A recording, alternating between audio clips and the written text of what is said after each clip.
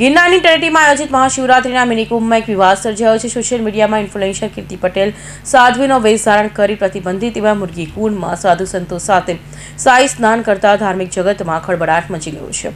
આ ઘટનાના પગલે સાધુ સંતોએ આખી પ્રતિક્રિયા આપી છે, ત્યારે પોલીસ અને તંત્રની સુરક્ષા વ્યવસ્થાના ધજાગરા ઉડ્યા છે।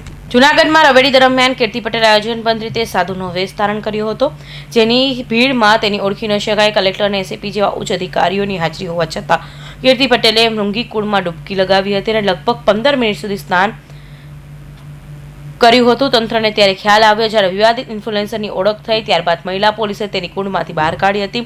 મૃગી કુંડમાંથી બહાર કાઢવામાં આવતા કીર્તિ પટેલને નમ્રતા દાખવવાને બદલે પોલીસ કર્મચારીઓ સાથે માથાકૂટ કરી હતી। તેને દાદાગીરી કરતા કહ્યું કે હું કોઈ આરોપી નથી, પોલીસ કેમ મારી પાછળ આરોપીની જેમ ફરે છે। મહિલા પોલીસ અધિકારીઓ સાથે તેણે કરેલા ગેરવર્તનને કારણે મામલો વધુ બિચકાયો હતો।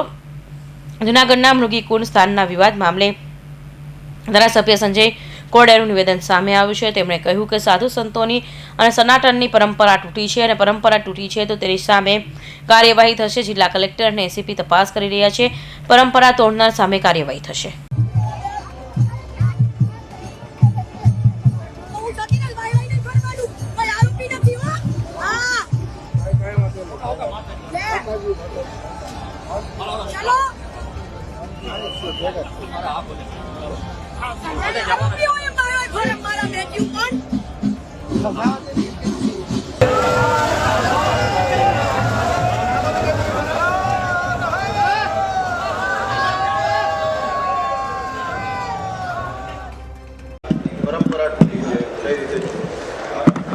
શિવરાત્રિની પવિત્ર દિવસે રાત્રે રવેડી પૂર્ણ થયા પછી તમામ સાધુ સંતો મૃગીકુંડની અંદર શાહી સ્નાન કરતા હોય છે અને પરંપરા સંતો એમાં સ્નાન કરવાની પરંપરા છે।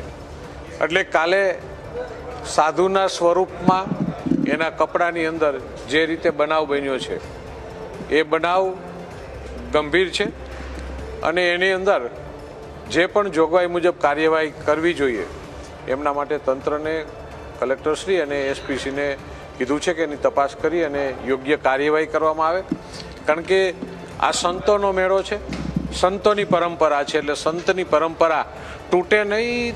ભારતીય અને સંન્યાસી દરેક લોકોની જવાબદારી છે અને આપ જોઈ રહ્યા છો કે 25 લાખથી વધુ લોકો આ 5 દિવસની અંદર મેળાની અંદર પુણ્યનું ભાથું બાંધવા આવ્યા હતા અને શાહી સ્નાન સમયે હજારો સંતો સમગ્ર દેશમાંથી આવ્યા હતા। એટલે એમાં એટલી ધક્કામુક્કી હોય કે અંદર કોણ વહી જાય છે એ ખ્યાલ પણ ન પડે, કારણ કે કોઈ પણ સ્વરૂપમાં હું પણ કદાચ એ ભગવા કપડાં પહેરીને ગયો હોય તો ખબર ન પડે કે કોણ વ્યક્તિ છે અને ક્યારેક કોઈને રોકી તો ક્યારેક સંતોનું પણ અપમાન થતું હોય છે। તો એ બધી વસ્તુની અંદર પણ મર્યાદા દરેક વ્યક્તિએ જાળવવાની છે। એટલે જે પણ ઉલ્લંઘન થયું છે, જે પણ સંન્યાસી પરંપરાને જે ખેસ પહોંચી છે એમના માટેની યોગ્ય કાર્ય કરવામાં આવશે। જનરલી તપાસ કરી અને જે કાયદાની મુજબ, કારણ કે કોઈ બંધારણના કાયદા હોય છે તો એ અલગ અલગ હોય છે, આની અંદર એવા કોઈ બંધારણના કાયદાની જોગવાઈઓ નથી, પણ આ એક પરંપરા મર્યાદા અને જે છે એના વિરુદ્ધ જે પણ એક્શન લેવામાં આવશે તંત્ર દ્વારા કરવામાં આવશે। મહિલા પોલીસે પણ કીર્તિ પટેલને અટકાવી હતી, તેની સાથે પણ જીવાજોડી થઈ હતી, તો આ પ્રકારે જે પરંપરા તૂટી છે અને કહેવા છતાં પણ માન નથી માનવામાં, તો કેવા પગલાં નહીં? એટલે વિષય એ છે કે એમની અંદર આખી કેમેરાની તપાસ થશે, વિડીયો આપણે જોઈએ છીએ કઈ રીતે વર્તન થયું, કઈ રીતે એમને એન્ટર થયા, એમને કોણ લઈ આવ્યું, કેમની સાથે આવી, આ બધી વસ્તુની ઝીણવટભરી તપાસ કર્યા પછી એમનો નિર્ણય કરવામાં। સાધુ સંત જોડે જો કીર્તિ પટેલે એન્ટ્રી લીધી હશે તો શું સાધુ સંત જે સંગઠન છે એ કોઈ પગલાં લેશે? સાધુ પરંપરા અને એ અખાડાના સંતોએ નિર્ણય કરવાનો છે કે કોઈ સાધુ લઈ આવ્યા છે તો એ અખાડા નિર્ણય કરશે કે આ સાધુને એ લઈ આવ્યા છે, એ એમની મર્યાદા છે, એમની પરંપરા છે, એ એમનો વિષય છે। એક ધારાસભ્ય અને ત્યાંના આયોજક તરીકે પણ તમે માનો છો કે કીર્તિ પટેલ સામે પોલીસ ફરિયાદ થવી જોઈએ, કારણ કે એને જે પરંપરા વર્ષોની છે એ પરંપરા તોડી છે? એટલે આપને એ જ કીધું કે એમની તપાસ કર્યા મુજબ પોલીસ ફરિયાદ કે કોઈ પણ જાતની ફરિયાદ એ 100% થવી જોઈએ। કોઈ પણ વ્યક્તિ સનાતનની મર્યાદા કે કોઈ પણ સંતોની મર્યાદા તોડે એ વસ્તુ યોગ્ય નથી અને આવું એક વ્યક્તિ કરશે અને પાછો આ તો પરંપરા બનશે. એટલે એક જે નિયમ છે એ જળવાવો જોઈએ અને કડકાઈથી જળવાવો જોઈએ. સંજયભાઈની દ્રષ્ટિએ કીર્તિ પટેલ સામે કેવા પ્રકારની ફરિયાદ દાખલ થવી જોઈએ અને કેવા પગલાં સરકારે ભરવા જોઈએ? સંજય કોરડિયાની નજરથી નહીં પણ કાયદાની નજરથી અને સંત પરંપરાથી જે પણ ઉલ્લંઘન થયું છે એ ઉલ્લંઘન મુજબ એમની ઉપર કાર્યવાહી થઈ. સંજયભાઈ, આ વખતે ઘટના બની ગઈ, હવે ભવિષ્યમાં પણ આ પ્રકારે ન બને એ માટે શું આયોજન અત્યારથી વિચારાશે?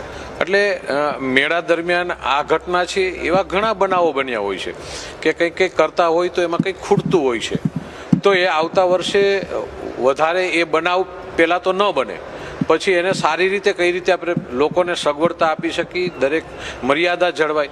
પહેલેથી જ આદરણીય મુખ્યમંત્રી શ્રી આદરણીય હર્ષભાઈ સંઘવી એમનું બંનેનું છે સૂચન હતું, એમનું બંનેનું નિવેદન હતું કે આ મેળો એ સંત. ખાખી મઢી મેદાડાના મહંત સુખરામદાસ બાપુએ આ ઘટનાની આકરી નિંદા કરતા જણાવ્યું હતું કે માત્ર સાધુના કપડાં પહેરી લેવાથી કોઈ સાધુ નથી બની જતું.